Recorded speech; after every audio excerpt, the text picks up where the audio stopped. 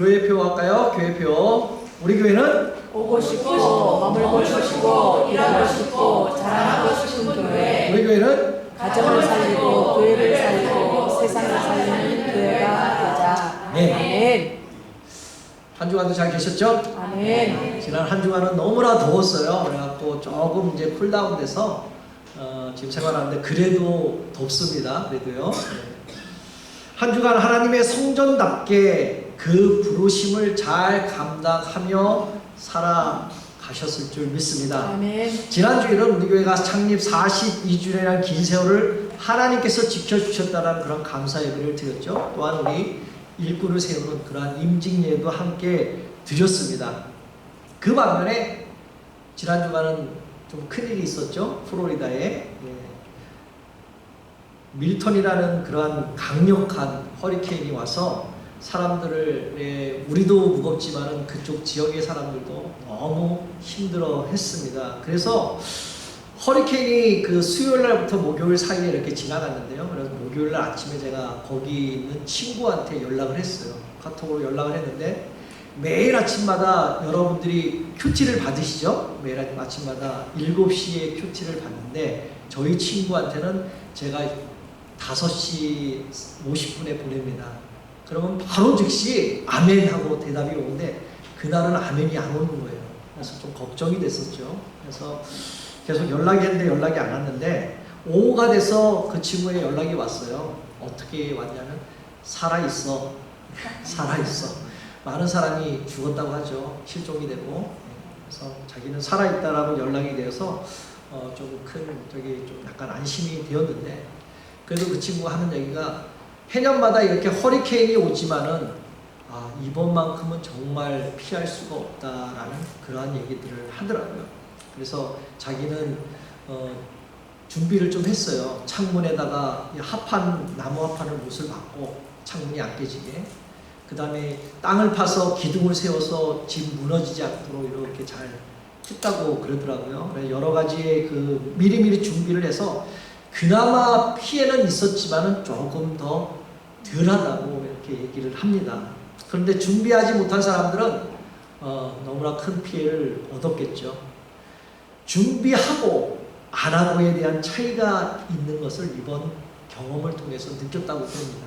그리고 하나님께 감사하다는 기도를 했다라고 연락을 받았습니다. 여러분들도 뉴스에서 들어서 알겠지만 이번 허리케인으로 통해서 삶의 준비와 또한 대비가 얼마나 중요한지 깨닫게 해주는 그러한 뉴스를 여러분들이 들었을 것입니다.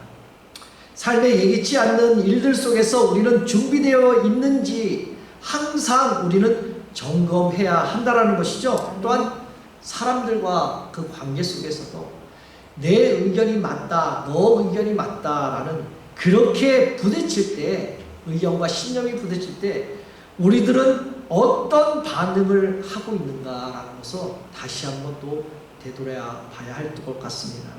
그렇다면 여러분들은 다른 사람들과 이렇게 의견을 얘기를 할 때 여러분들의 생각하고 다를 때가 있지 않습니까?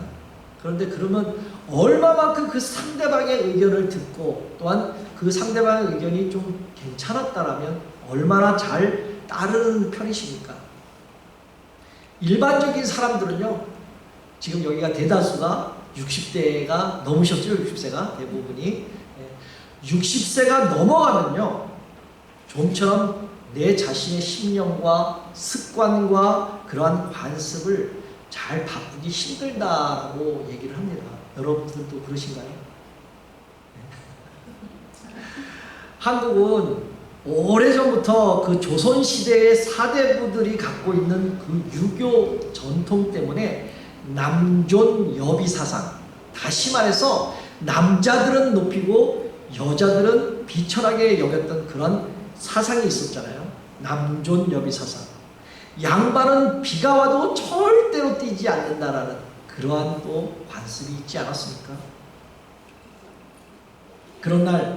그런데 오늘날 이것을 비춰본다면 여러분들은 이 내용을 이해할 수 있겠습니까? 남자가 위야, 여자는 아래야. 나는 뛰지 못해, 쟤는 뛰네. 왜 저 사람은 비가 오는데 안 뛰지? 라는 그러한 생각에 여러분들은 이해할 수 있겠습니까? 지금 이해 못하죠. 지금하고 과거에 대한 이해를 할 수가 없습니다. 그러한 관습들이 되게 많았다라는 것이죠. 그렇다고 과거의 전통이 다 나쁜 것은 아니잖아요. 특히 한국 문화의 조선시대의 전통에 이어지는 좋은 가치들이 많지만 시대가 바뀌며 이제는 새롭게 변하게 돼야 할 부분들이 또 많이 있다는 것이죠. 한국을 동방예의지국이라고 말하잖아요. 바로 어른들을 존경하고 나라에 충성하고, 나라가 어려울 때 여러분들 어떻게 했습니까? 우리가 예전에 1999년인가 97년도에 IMF라는 걸 맞이했었잖아요. 대다수의 아마 그분들이 그때 계셨을 것 같은데, 그때 어떻게 했습니까? 금 모으기 운동을 했어요. 집에 있는 금을 다 갖고 나와라 라는 그러한 운동을 했습니다. 그래서 한국교회가 여기에 앞장을 섰습니다. 그래서 저도, 여러분들도 그랬지만 저도 집에 있는 금부치들을 갖다 팔았어요. 팔아갖고 그거를 갖고 나라 경제에 살리는데 조금 보탬이 되었다라는 것이죠. 경제를 살리면 얼마나 살리겠습니까, 제가. 그러한 전통도 있었다라는 거죠. 그리고 한국교회만 가질 수 있는 전통이 있죠. 바로 새벽예배, 새벽기도. 지금 우리 교회가 새벽기도 한 지가 얼마나 됐는지 아세요? 벌써 4개월이 지났습니다. 4개월, 무려 4개월. 4개월이 지났는데 한 번도 관심도 없고 나오지도 못하는 분들도 있죠. 부담도 있죠. 가질 수도 있습니다. 여러분들 관심 좀 가지세요. 아멘. 관심. 그래서 혹시 이런 관심을 가진다면 좀 궁금하지 않으세요, 여러분들? 새벽 예배 어떻게 예배를 하는지 궁금하지 않으세요? 도대체 뭘 놓고 그 설교를 하는지, 뭘 놓고 합심 기도를 하는지 여러분들 나오시는 분은 아시겠지만은 안 나오시면 궁금하지 않으세요? 나 같으면 궁금해라도 한 번은 좀 나올 것 같아요. 그래도 여러분들 부담은 갖지 마시고요. 그래도 관심 있게 관심을 가져서 좀 이렇게 기도해 주시기 바랍니다. 네. 바로 우리가 하나님께서 허락하신 그러한 결과, 바로 오늘 고린도서 7장 말씀은요, 사도 바울이 전통이나 그 관습보다 더 중요한 하나님의 부르심, 아멘. 그 부르심을 오늘 강조하고 있는 말씀입니다. 아멘. 우리가 하나님께서 허락하신 환경과 자리에서 충실하게 그 부르심에 따라 살아가야 한다라고 오늘 사도 바울은 말씀하고 있는 것이죠. 아멘. 이것은 단순한 그 전통을 따르기보다 하나님께서 우리에게 주신 부르심 속에서 아멘. 의미 있는 변화를 이루어 나가야 한다라고 오늘 본문에서 말씀하고 있습니다. 아멘. 그거를 오늘 나누기를 소망합니다. 아멘. 그렇다면 성도, 바로 우리는 어떠한 삶을, 어떠한 생활을 해야 하는가? 오늘 본문 17절에 이렇게 말씀합니다. 한번 읽어볼까요? 같이 함께 읽어보겠습니다. 시작. 오직 주께서 각 사람에게 나눠주신 그대로 행하라. 아멘. 네. 고린도 교회와 모든 교회가 하나님께서 주신 능력을 가지고 성도뿐만 아니라 믿지 않는 그 성도들, 믿지 않는 그 지체들을 향하여 교회가 각 사람들에게 나누어졌던 그 은사대로 그대로 행하라 라고 오늘 아멘. 말씀하고 있는 것입니다. 이 말씀은 하나님께서 각 사람에게 주신 자리와 상황 속에서 신실하게 살아가라 라고 하는 의미를 가지고 있는 것입니다. 아멘. 다시 말해서 우리가 처한 삶의 자리 있잖아요. 직장도 있겠고 가정도 있겠고, 또한 우리처럼 이렇게 공동체회 속에서 하나님께서는 우리 각자에게 특별한 역할을 맡기셨다는 것입니다. 아멘. 그러므로 이 자리에 있는 우리는 하나님께서 주신 은혜에 따라서 다른 사람들과 관계를 맺으며 그 맡겨주신 책임을 다해야 할 줄 믿습니다. 아멘. 오늘 본문 그 당시는요, 가장 논쟁이 중심이 되었던 주제가 하나가 있는데 바로 그게요, 오늘 18절 19절에서 다루는 할례에 대한 문제였습니다. 할례가 뭔지는 다 아시잖아요, 그죠? 율법에는 태어난 지 8일 만에 모든 남자들은 할례를 행할 것을 율법으로 정하고 그대로 행하라고 명령을 한 것입니다. 그런데 초대교회 이후에 개종자들이요, 기독교로 종교를 바꾸는 그런 사람들이 바울의 가르침에 따라 할례는 구원과 아무런 상관이 없다라는 그러한 말을 따라간 것이죠. 그랬더니 당시 그 유대인들이 어떻습니까? 당시 그들이 무할례자인들, 그 이방인들을 만나기도 하고 쳐다보기도 힘들어했다라는 것이죠. 왜? 우리랑 틀린 사람들이니까. 나는 할례를 받고 저 사람들은 할례를 받지 않는. 결과적으로는 나는 구원을 받았는데 너는 구원을 받지 못했다라는 그러한 이유가 이 사람들한테는 문제가 되었다는 것이죠. 그래서 사도행전 5장 1절에 이렇게 말씀합니다. 어떤 사람들이 유대로부터 내려와서 형제들을 가르치되 너희가 모세의 법대로 할례를 받지 아니하면 능히 구원을 받지 못하리라 라고 설명합니다. 이러한 그 율법 때문에 구약의 율법이 613가지 정도가 되는데요. 이 613가지, 613가지의 율법을 구약시대는 이거를 다 지켰다라는 것이죠. 그 중에 한 가지가 바로 할례에 대한 문제였다는 것입니다. 바로 구원의 문제와 연관시켜서 이거를 해석하려고 한 것이죠. 이러한 율법의 논쟁을 잠재우기 위해서 모든 사도들과 장로들과 지도자들이 함께 모여서 총회를 열었던 것이죠. 공회를 열었던 것입니다. 그래서 그 결정한 것이 우상을 더럽히는 것, 음행하는 것, 또한 목매어 죽는 것, 또한 피를 멀리하는 것, 여러 가지를 정한 것에 거기에 할례도 포함되어 있었습니다. 할례와 같은 그 간습의 율법의 행위는 구원과는 전혀 관계가 없다라는 것이죠. 구약에 나오는 모든 율법을 지킬 수 없음을 예수님은 마태복음 5장에 분명히 말씀하십니다. 어떻게 말씀하십니까? 구약 율법을 살인하지 말라라는 율법이 있잖아요. 그 율법보다 예수님은 친구에게, 너 이웃에게 라가라고 욕하는 게 더 큰 죄다라고 말합니다. 라가라는 뜻이요, 그 당시 히브리어와 아람어에서 멍청이, 쓸모없는 사람이라고는 표현이 되어 있습니다. 우리 개역개정에는 미련한 사람으로 표현되어 있는데요, 바로 경멸적인 표현으로 사용되었던 말입니다. 이 라가라는 뜻이. 라가라고 욕 한마디만 했다면 어떻게 됐습니까? 지옥으로 가는 거예요. 바로 음행하지 말라라는 율법을 말하지만 마음속에 음탕한 마음을 생각만 해도 음행을 저지른 것이다 라고 말합니다. 또한 원수에게 보복하지 말라라고 했는데 원수에게 보복합니다.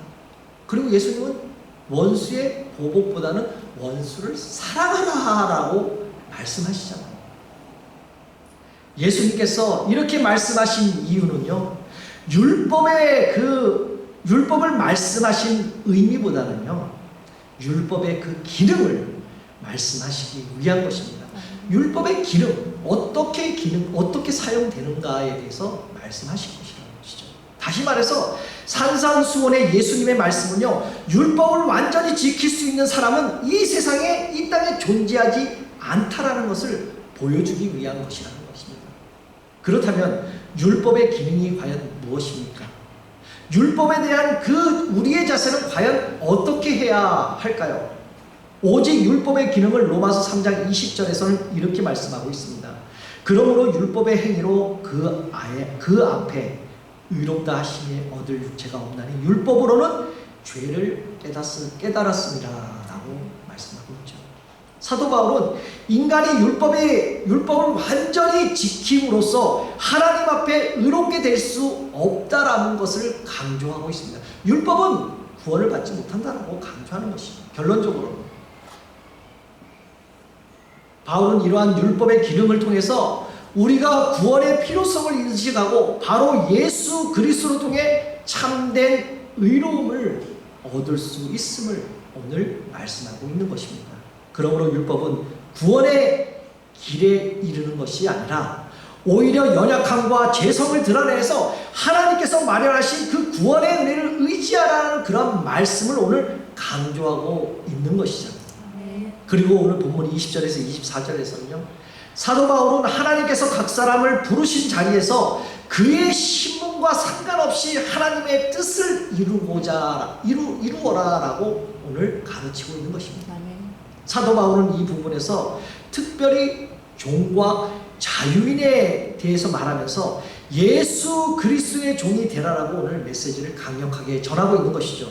그래서 21절에서는 종으로 부르심을 받은 자는 종이라도 어디에 속한다고요? 바로 주께 속한 자유인이라고 말씀하고 있는 것입니다. 종으로 부르심을 받은 종이라도 그 사람은 바로 자유인이라는 것입니다. 인간적인 관점에서는 비록 나약하고 연약하고 보잘것없는 종이지만은 하나님의 관점에서는 자유인의 어떠한 틀에 어떠한 속박에 갇혀있는 것이 아니라 어떠한 사람에 갇혀있는 것이 아니라 하나님께서는 자유인의 신분을 가지게 되었다는 것을 오늘 말씀하고 있는 것입니다. 바로 우리가 예수님 안에서 새롭게 된 자들로서 세상의 신분에 상관없이 하나님께 속한 자유를 가지고 살도록 부르심을 받았다라는 그러한 사실, 바로 주님 안에서 더 이상 종이 아닌 자유자가 되었기 때문이다라는 것입니다. 그리고 22절에서도 이렇게 말씀하고 있죠.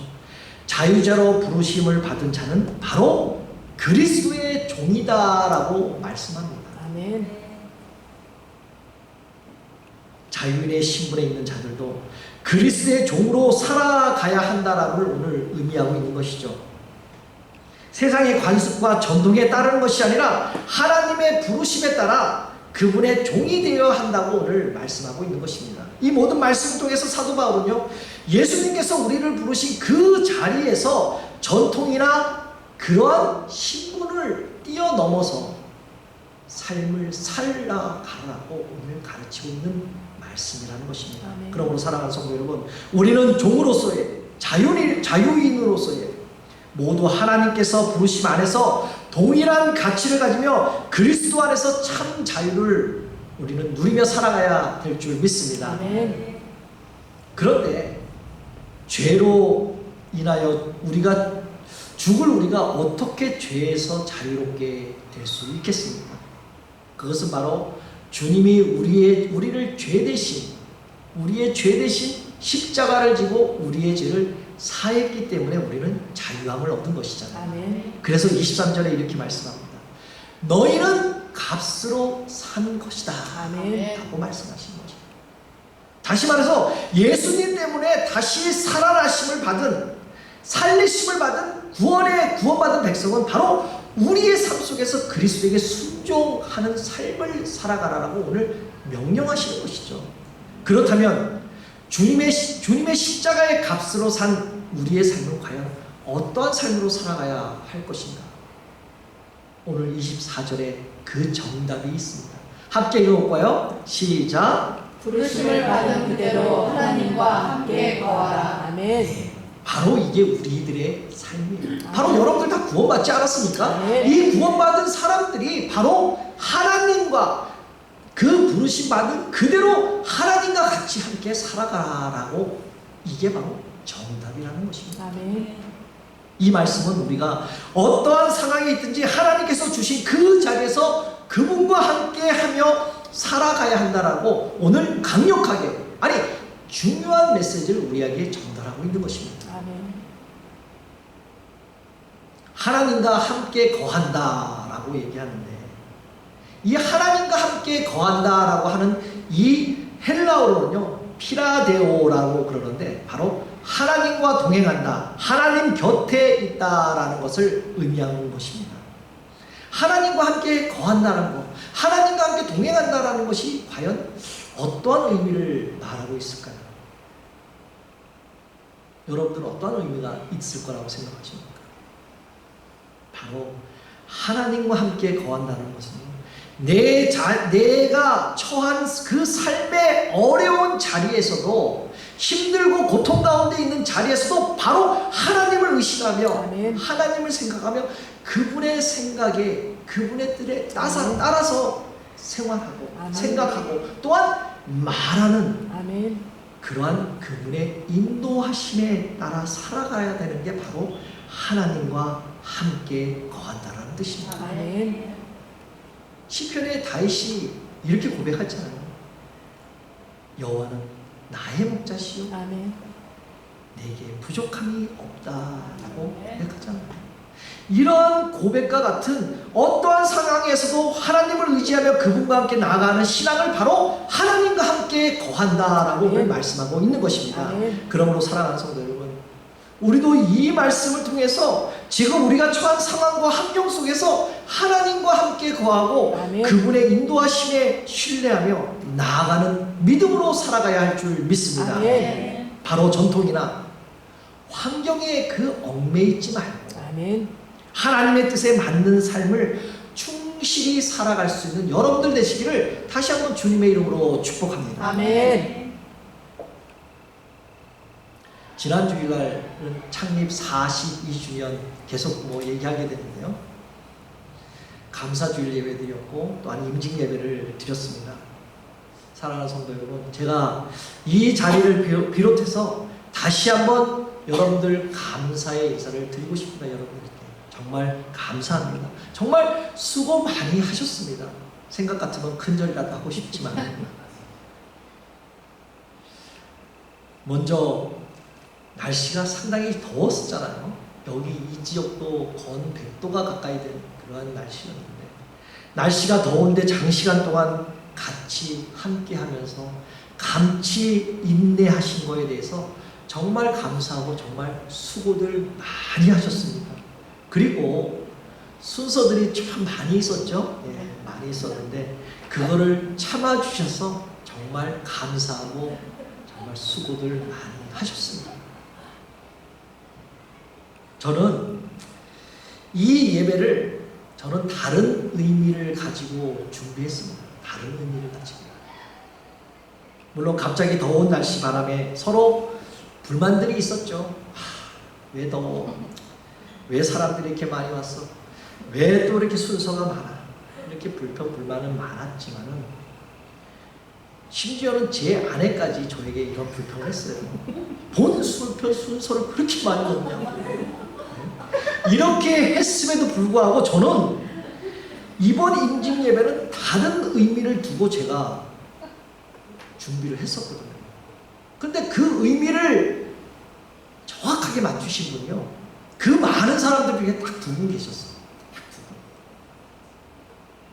2분. 나중에는 여러분들도 다 의도를 알아가셨지만은 그 당시에는 더운 게 문제고 빨리 끝나는 게 문제였기 때문에 여러분들도 그러한 제 의도를 정확하게 캐치는 못했을 것입니다. 그런데 저는 이번 예배를 통해서 참 많은 것을 보고 배우고 느꼈다라고 생각합니다.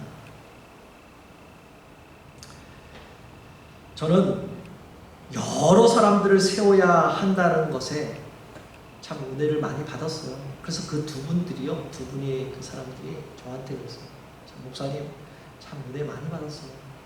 정말 더운데도 불구하고 정말 많은 사람들을 초청해서 축하해주고, 하나님께 축하하는 거 아닙니까? 교회가 여태까지 세워졌다라는 거 축하해주고, 또한 새로운 일꾼들을 세웠다라는 그 자체 정말 축하하고 감사합니다, 감사드립니다, 정말 속된 말로 멋지십니다라는 그런 얘기도 들었어요. 그런데 말하면 복잡하지만 권면도 3분이 있고, 축사도 3분 있고, 축가 부르는 것도 한 팀이 아니고 2팀이나 그것도 있어갖고 순서는 길었지만은 제 의도는 무엇보다 많은 사람들이 와서 교회 창립을 축하하고 특별히 제가 부임하고의 첫 안수 집사를 세운 것이 아닙니까? 그래서 저는 여러 목사님들, 여러 장로님들이 오셔서 권면도 좀 많이 해주시고 축하도 좀 많이 해주셔서 이런 좋겠다라는 이런 의미를 가지고 준비했는데 좀 많은 불만들이 좀 나왔습니다. 어쩌면 여러분들이 음식을 준비하면서 불만 아닌 또한 불평을 했을 수도 있을 것이에요. 그러나 당신은 더워서 힘들고 불평을 했었지만 지나고 나니까 어땠습니까? 여러분들 지나고 나니까 어땠어요? 기뻤잖아요. 정말 기쁘지 않았습니까? 이게 중요한 겁니다. 당신은 힘들었지만. 저는 이번 행사를 준비하면서 여러분들의 불평하는 그러한 모습보다는 여러분들이 열심히 하는 그 모습을 보고 저는 더 큰 은혜를 받았습니다. 먼저 음식을 준비하는 데 있어서요, 제가 여러분들한테 어떻게 하세요 했으면 좋겠습니다. 아, 그건 제가 할게요. 목사님, 그거는 제가 섬길게요. 이거는 내가 담당할게요. 라고 이렇게 한마디 한마디가 저에게는 위로뿐만 아니라 우리 성도님들 기쁜 모습이 그 행복하며 섬기는 모습을 저는 그때 보았다라는 것이죠.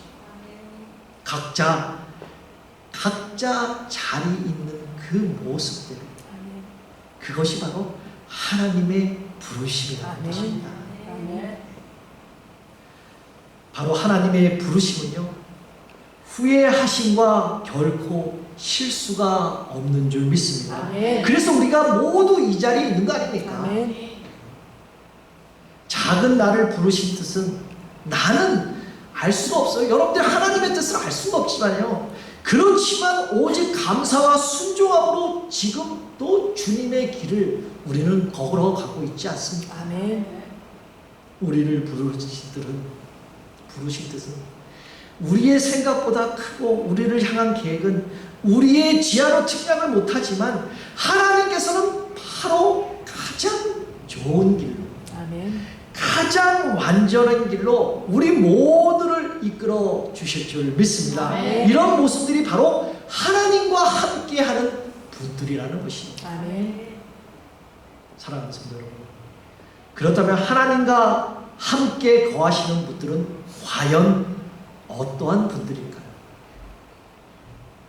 바로 화평을 이루는 사람인 줄 믿습니다. 아멘. 이 땅에서 오신 이유, 예수님께서 이 땅에 오신 이유가요, 왜 오셨을까요? 바로 죄로 인하여 단절된 그 하나님과의 그 사이를 화평을 이루고자 이 땅에 오셨다라고요, 오늘 골로새서 1장 20절에 분명히 말씀하고 있습니다. 함께 읽어보겠습니다. 시작. 그의 십자가의 피로 화평을 이루사 만물 곧 땅에 있는 것들이나 하늘에 있는 것들이 그로 말미암아 자기와 화목하게 되기를 기뻐하시라. 네. 바로 이것이 우리와 하나님과의 관계를 화평시키시고자 오신 것이라는 거죠. 아멘. 그렇습니다. 우리가 각자 부르심을 받은 자리에서 하나님과 함께 거하는 그 삶을 오늘 말씀하고 있는 것입니다. 십자가는 단순히 우리의 죄를 씻기는 수단이 아니라 하나님께서 이 세상의 모든 것들을 자신과 바로 하나님과 화목하게 하고자 하는 하나님의 깊은 사랑의 표현이라는 것입니다. 아멘. 그러므로 예수 그리스도의 십자가를 통해 부르심을 받은 자들은, 부르심을 받은 그 여러분들은요, 그 부르심 속에 하나님께 거하는 삶을 살도록 아멘. 여러분들을 부르셨다라는 것이죠. 아멘. 그러므로 우리의 환경이나 우리의 처한 그 처지와 상관없이 예수 그리스도 안에서 하나님과의 화평을 누리며 그분의 사랑과 평안을 경험하며 살아가시기를 다시 한번 주님의 이름으로 축복합니다. 아멘. 이제 말씀을 맺겠습니다. 주님의 사랑을 입은 우리 모두는요, 주님을 닮아가는 길 위에 서 있습니다.